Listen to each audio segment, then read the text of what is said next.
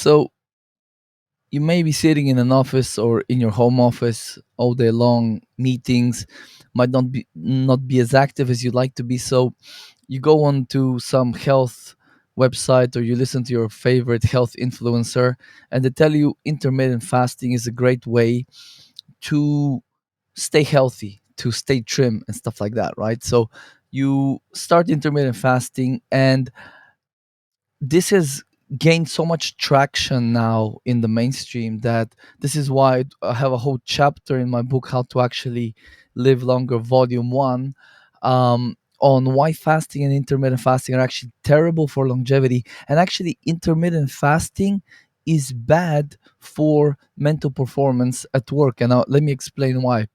When you wake up in the morning, you've been running on the backup system, right? The emergency system that's driven by stress hormones. So when you wake up and you don't fuel up in the morning and you start running around doing tasks and using your brain, which consumes a lot of glucose, right? What you're doing is you are allowing your body to remain in this fight or flight or stress state for several more hours. And what does it do? This is when people understand the mechanisms of how you continue to function in this state, why that's deleterious. Then people are like, okay, maybe intermittent fasting is a terrible idea long term. So basically, in order to continue surviving and functioning when you haven't eaten for several hours or 10 hours or 16 hours, you your body raises cortisol, adrenaline, and various other stress hormones.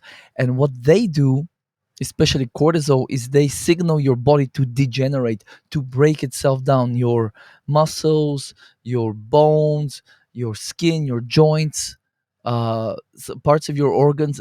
All of these can be signaled by cortisol to start breaking parts of them down. So it's a degenerative hormone. So when you are, let's say it's 12 o'clock lunchtime and you haven't eaten since, maybe you're up since 7 a.m. and you haven't eaten, all of that time you were eating yourself, you were self-devouring.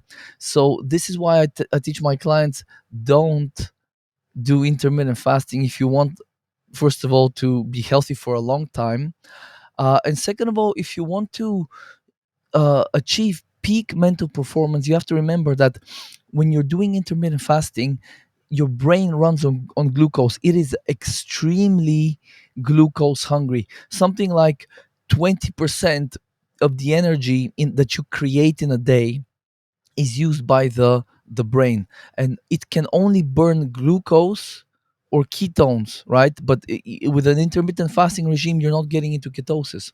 It takes days to enter that state. So when you are um, in this intermittent fasting state for the first several hours of the day, what's happening is your body has to make trade-offs, right? Because you're using your brain, you're doing whatever has to be done at the computer, usually for most of my clients. So in that at that time, that demand for glucose by the brain, it takes precedence, and then other functions in the body, they start to be sort of triaged, and okay, well, that's not important, so these other more nice to have functions will be triaged, and anything that you don't make enough glucose by breaking your body down, if there's not enough to go around for everything, which there won't be, because the body is just it naturally will shut down quote unquote nice to have bodily functions in order to prolong its survival. That because this is what intermittent fasting does. It sends a signal of lack, of scarcity, of things are not all right to the body. And here's what happens next. When you are in a stress state, a lot, you probably know you do get a little bit cranky, hangry, kind of near the tail end of this intermittent fasting window. And why is that? Well, the stress hormones, they make you feel like crap to begin with, cortisol, adrenaline, and stuff like that. But here's the other thing. In order to experience higher thought, optimal creativity, optimal mental function, you need to be in a state of rest and digest, sort of that kind of way. So instead of fight or flight, rest and digest.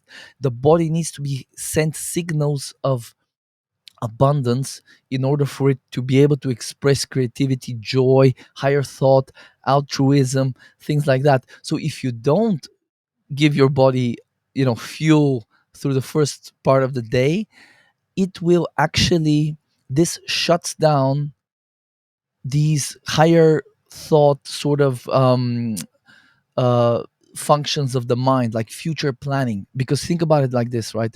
If you are starving, let's say a day, 2, 3, 4 days, you are not thinking about what am I going to do next summer. Oh, well, maybe we'll do a boat trip, we'll go to Greece, whatever. You're not thinking about those things. You're thinking about, I need to get food now. I need to find something, kill it, and cook it and eat it. So this is a kind of an extreme example, but it's it's actually very well known that stress will shut down joy, future planning, higher thought. And think about it like this: do is that your role in your company? Is that not super important? Future planning, being able to kind of um, you know take let's say bad news, so there's like shut down, the servers are offline, whatever the heck. And you should be able to take that, and instead of reacting to it, right, you should be able to